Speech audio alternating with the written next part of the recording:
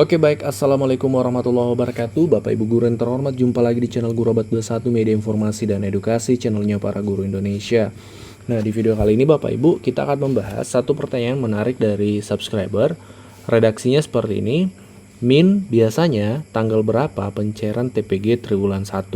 Ini menarik pembahasannya karena mungkin tahun ini kan banyak teman-teman kita guru yang perdana menerima TPG, sehingga ini menarik untuk kita bahas. Biasanya tahun-tahun sebelumnya itu tanggal berapa triwulan 1 mulai pencairan di berbagai daerah.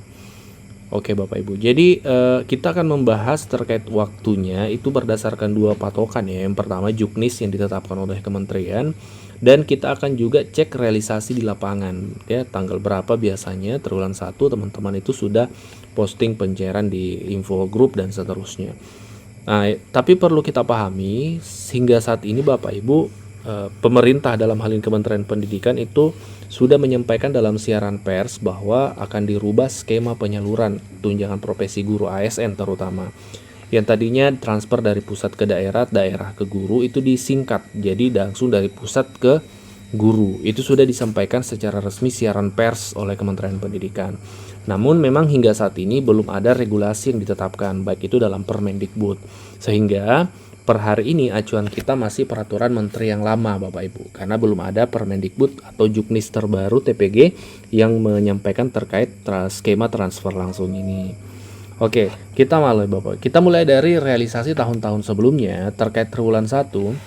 Ini masih ada tampilan ya, postingan dari teman-teman kita tahun sebelumnya menyampaikan.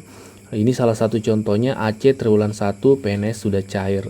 Ini diposting pada tanggal 2 Mei Bapak Ibu. Kalau kita lihat postingnya tanggal 2 Mei. Ini menunjukkan bahwa awal-awal Mei ya itu sudah ada pencairan triwulan 1 di berbagai daerah. Ini juga yang postingan pada tanggal 3 Mei tahun lalu Bapak Ibu ya. Rokan hilir TW1 cair. Nah, berarti kita bisa asumsikan awal Mei tanggal 2 tanggal 3 itu sudah ada beberapa daerah yang pencairan. Tentu akan berbeda-beda, setiap daerah akan tidak sama ya. Kalau skemanya masih sama yang saat ini, kecuali nanti berubah, sudah transfer langsung dari pusat ke Kementerian Pendidikan, kita lihat nanti seperti apa. Ini kami berbicara masih skema tahun lalu terkait penyalurannya masih melalui daerah. Jadi tanggal 2, tanggal 3 sudah ada daerah yang mencairkan triwulan 1. Dan ada juga yang 30 Mei Bapak Ibu.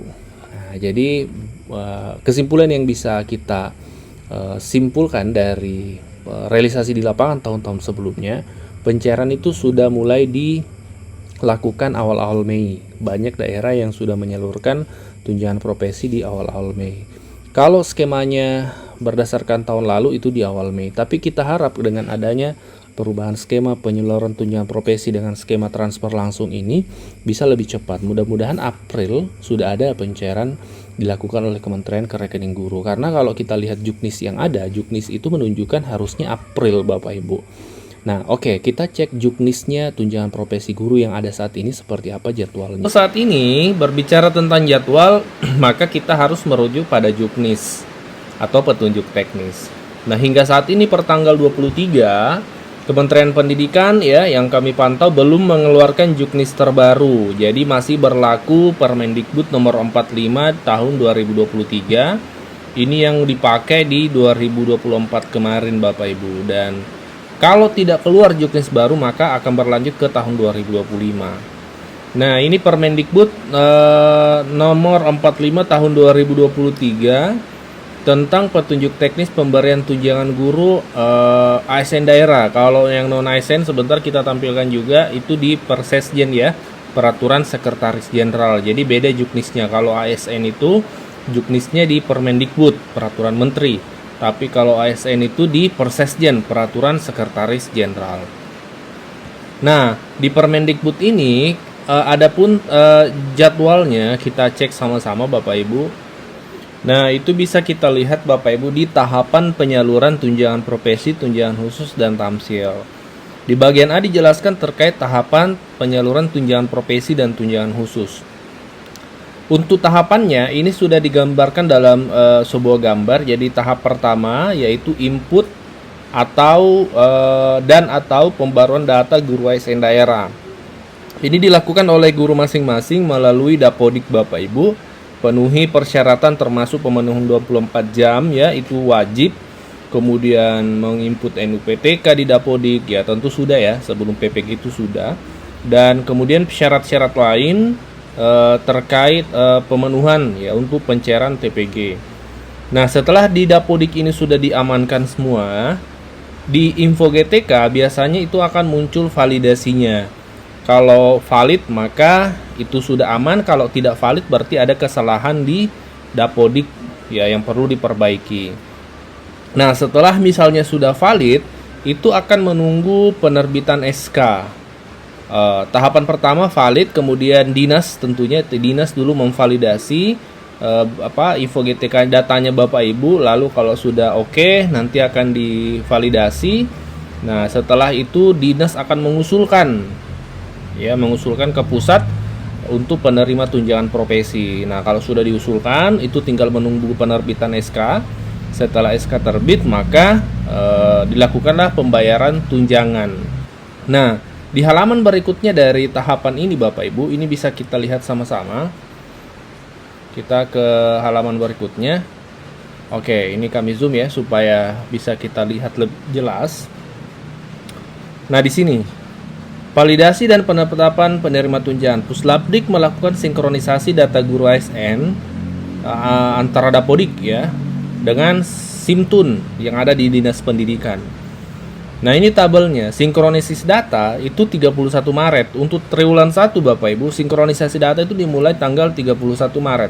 Jadi upayakan sebelum 31 Maret datanya Bapak Ibu sudah aman di Dapodik. Nah, kalau sudah melalui tahapan validasi, pengajuan oleh dinas, penerbitan SK, nah pembayarannya itu sudah bisa dilakukan oleh Dinas Pendidikan Bapak Ibu mulai bulan April. Jadi triwulan 1 itu dimulainya bulan April untuk pembayaran tunjangan profesi guru. Nah, kemudian triwulan 2 itu dimulai bulan Juni. Kemudian triwulan 3 dimulai bulan Oktober dan triwulan 4 dimulai bulan November. Nah, ini jadwalnya April, tapi kalau kita lihat skema selama ini itu biasanya kebanyakan di bulan Mei. Ya, Mei itu masif daerah yang melakukan pembayaran. Nah, seperti itu Bapak Ibu ya. Jadi kita tunggu bulan April, tapi jangan menunggu bulan Aprilnya. Saran kami sebelum April, bahkan mulai sekarang amankan datanya di Dapodik, terutama pemenuhan 24 jam ya dan lain-lainnya untuk memenuhi persyaratan valid nantinya di Info GTK. Seperti itu Bapak Ibu. Nah, kita tunggu apakah juknis yang lama masih berlaku ataukah Kementerian Pendidikan mengeluarkan juknis terbaru, karena saat ini belum terbit juknis tunjangan sertifikasi guru tahun 2025 yang terbaru. Kita berharap nih ya, semoga di juknis 2025 kalau ada itu tercantum skema pencairan yang lebih lancar.